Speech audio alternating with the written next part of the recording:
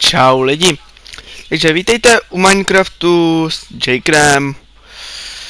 Dneska bychom si mohli postavit takovouhle, pec, která když peče, tak odtíkává a když dopeče, tak udělá zvuk, aby jsme věděli, že jsme dopekli a nemusíme to furt hlídat.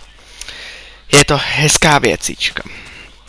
Takže budeme potřebovat iron bloky, sklo, pec, sticky pistony, torčky, redstone, hrací skřínky nebo co to je, repeatery a pokud nemáme hlínu, tak na hlíně ještě.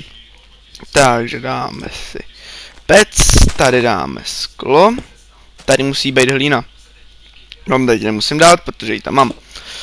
Takže dám hrací skřínky, tady dám píst, díra, torčka.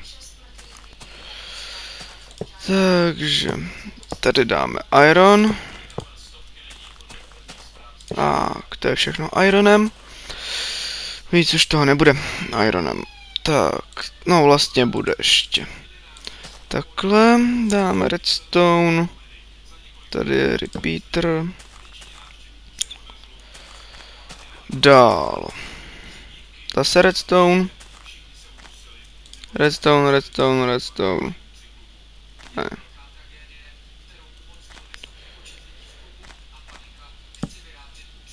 Tak. Torčka. Už nám to tady bliká. A proto. Tady to nastavíme na 4 doby. A nechci, aby mi to blikalo. No, ať se to bliká. Tady navedeme sem. Tak, sem dáme poslední věc. Iron block. Tak, a máme to hotový. Jednoduchý, rychlý a je to hezky výkonný.